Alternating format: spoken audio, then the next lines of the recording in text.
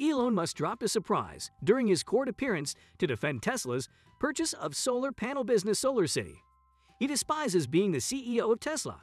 I despise it, and I'd much rather spend my time on design and engineering, which is what I enjoy doing innately, he claimed. But what exactly does he despise? Why does he hate Tesla? Elon Musk is the charismatic co-founder and CEO of Tesla and SpaceX, two companies that produce electric cars and rockets. Elon Musk was born and reared in South Africa, in case you didn't know. Anyway, let's get to the meat of the matter. Elon Musk's meteoric rise has prompted comparisons to other visionary entrepreneurs, such as Steve Jobs and Bill Gates. Musk developed a strong work ethic. He is known to work 80 to 120 hours per week, and a tenacious, single-minded vision after an often traumatic childhood.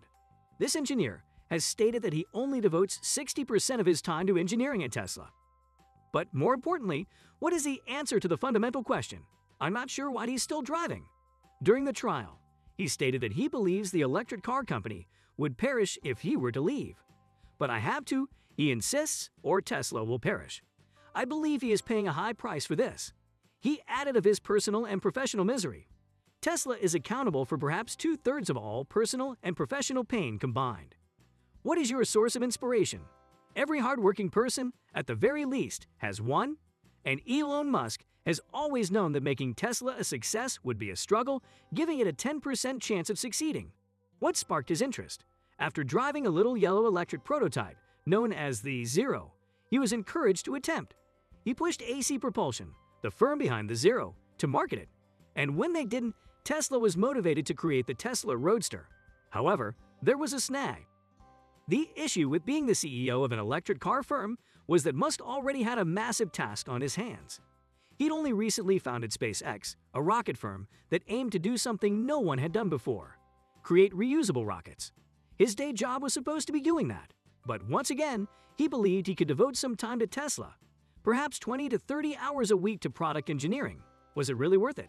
Instead of working 20 or 30 hours a week, he sometimes works 20 hours a day, sleeping at Tesla's factory in 2018 while the company struggled to mass-produce the Model 3.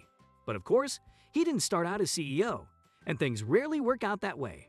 Martin Eberhard, an engineer, was initially assigned to this task. In 2002, he and Mark Tarpenning co-founded what was then Tesla Motors. Musk entered the picture when they were looking for money to fund their venture. He put his personal riches into the company and rose to the position of chairman of the board of directors. When production issues with the Roadster arose and Tesla was on the verge of bankruptcy, Eberhard was fired as CEO, but Musk refused to give up. In 2008, he finally took over. He claimed it was too difficult to locate a qualified chief executive officer from outside because Tesla was more of a technological startup than a typical manufacturer. Tesla was approaching death at the time. Musk rushed to salvage the company by laying off employees and relying on friends to pay the bills while negotiating with investors to keep Tesla afloat. He still can't believe Tesla is alive, as he told Kara Swisher on the podcast Recode Decode. It was an uphill battle. This was the flow of the talk. Elon Musk. The fact that Tesla is still alive is ludicrous. Absurd, absurd. So, what do you attribute that to? Kara Swisher. Elon Musk. It's been a grueling effort. Kara Swisher. Do you mean by you? Elon Musk says he works 100-hour weeks. Everyone can do it. By everyone at Tesla, Kara Swisher. Yes, Elon Musk. There was simply no other option. He again said during that especially hellish period in 2018, he was open to someone else taking over at Tesla, telling the New York Times, "If you have anyone who can do a better job, please let me know. They can have the job."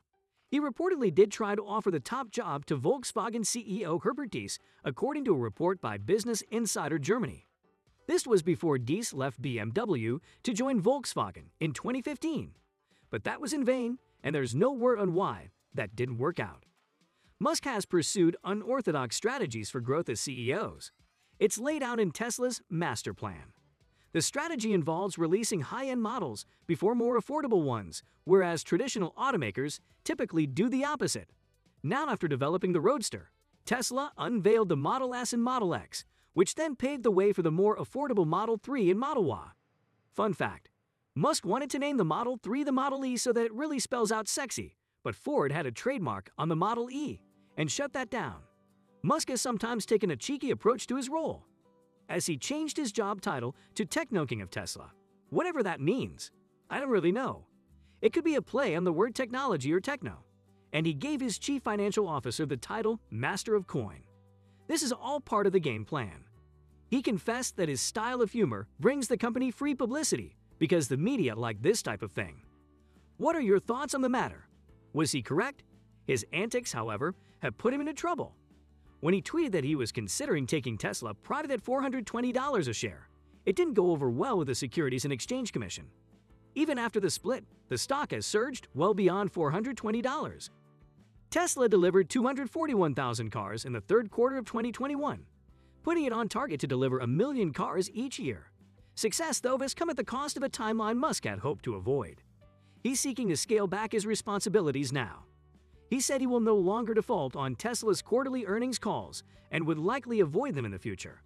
He claims that he will only participate in earnings calls if he has something extremely significant to say. He's made some dramatic and controversial comments on such conference calls, like this exchange with a Wall Street analyst in 2018. So here's how it went. This was a conversation between Antonio, a Sanford C. Bernstein and co-analyst, Sakinaki. So, where will you be precisely in terms of Elon Musk? Please excuse me. Sakinaki, isn't there a capital requirement? Musk, next.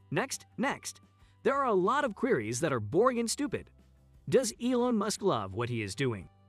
Hey guys, there are some things we'd all do in the future. Of course, everyone wishes to be successful, or, at the very least, to die wealthy. Who wouldn't want to be that person?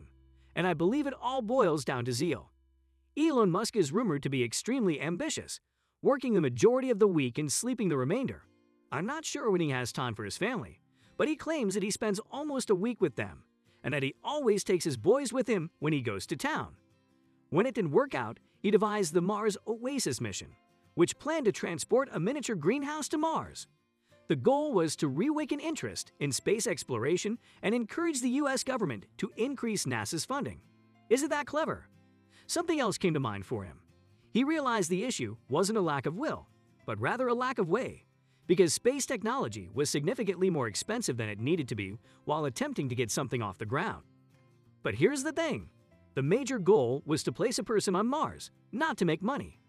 Musk describes himself as an engineer rather than an investor, and claims that solving technological challenges is what motivates him to get out of bed in the morning.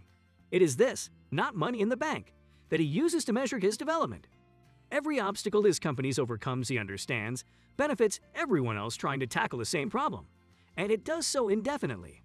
Although some individuals despise Elon Musk for various reasons, you can still learn from him.